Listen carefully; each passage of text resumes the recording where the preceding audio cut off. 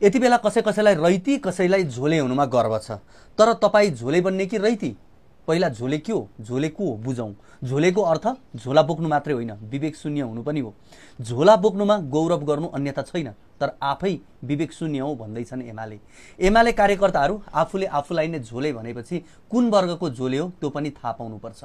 झोलेहरू 3 प्रकारका हुन्छन्। पहिलो तहको झोले जसले नेताको मलद्वारलाई हरिद्वार देख्छ अनि विचार मिल्नेलाई भगवान र विचार नमिल्नेलाई राक्षस देख्छ। ऊ प्राय नेतृत्वको वरिपरि घुमिरहन्छ। आफ्नो कामप्रति जिम्मेवार र जवाबदेही हुनुभन्दा नेताप्रति जिम्मेवार र जवाबदेही हुन्छ। ऊ नेताको गुणगान गाइरहन्छ। उसका सपनाहरू पनि धेरै ठुला हुन्छन्। आफैले नेतृत्व गरिरहेको छु भन्ने भ्रम हुन्छ। यस्ता झोलेहरूले नेतृत्वलाई गलत सल्लाह दिन्छन् र सानो कुरालाई अतिरञ्जित गराउन माहिर हुन्छन्। यिनीहरूमा अत्याधिक अवसरवादीपन हुन्छ। ठेक्का पट्टामा सहभागी हुने, उपभोक्ता समितिमा बसेर कमिसन माग्ने, कार्यालयमा हाजिर नहुने, गफ चुटेर बस्ने अनि योजनाका फाइलहरू सङ्कलन गर्ने, आफ्नो नेतृत्वप्रति वफादार भएर लाग्ने जस्ता आचरण पहिलो तहका झोलेहरूमा देखिन्छ। दोस्रो तहका झोलेहरू खासै सत्ता र शक्तिको त्यति धेरै नजिक हुँदैनन्। कहिलेकाहीँ आफ्नै नेतृत्वप्रति जय जयकार मनाए पनि आफ्नो कामप्रति पनि प्रतिबद्ध हुन्छन्। सही र गलतलाई विश्लेषण गर्न सक्ने क्षमता यिनीहरूमा हुन्छ। शक्ति र पहुँच भन्दा कामप्रति बढी विश्वास गर्छन्। राजनीतिलाई बुझेका हुन्छन् तर त्यति धेरै चर्को राजनीति गर्दैनन्। यस्ता झोलेहरू नेताभन्दा बढी झन्डाप्रति विश्वास राख्छन्। पार्टीका दस्तावेजहरू अध्ययन गर्छन्, सही र गलत छुट्याउन जानेका हुन्छन्। यस्ता झोलेले आफ्नो नेतृत्वलाई रचनात्मक सुझाव दिन्छन् र यिनीहरूसँग सकारात्मक आलोचना सहन सक्ने क्षमता पनि हुन्छ।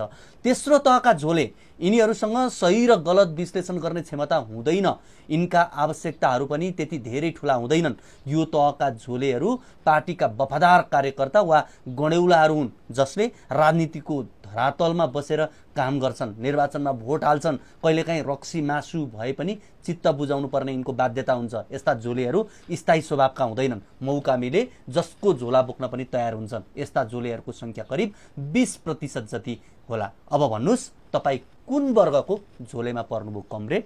अब रैती भनेको के हो? रैती को हुन्? रैती शब्दबाट रैतान, रैतेलो र रैकर जस्ता शब्द बनेको देखिन्छ, जसले तत्कालीन समाजमा रहेका विशिष्ट आर्थिक र सामाजिक सम्बन्धलाई पनि उजागर गर्छन्। राजाको अधीनमा राज्य रहने, राज्यको मालिकत्वमा जमिन रहने र त्यस्तो जमिन रैकर तिरेर कमाउने मोहीमाथि राजा र राज्यको प्रभुत्व रहने व्यवस्थासँग जोडिएको छ। रैती शब्दको इतिहास वास्तवमा रैती शब्द रैकर जग्गाबाट आएको देखिन्छ। लालपूर्जा भएका वर्षेनी मालपो तिरिने निजी जग्गालाई रैकर जग्गा भनिन्छ। रैती मोटा भया दरबार बलिया रहनिया छ। यस उपदेशमा आएको रैती वा प्रजा शब्दले पृथ्वीनारायण शाहले गरेको गोर्खा राज्यको विस्तार र शाह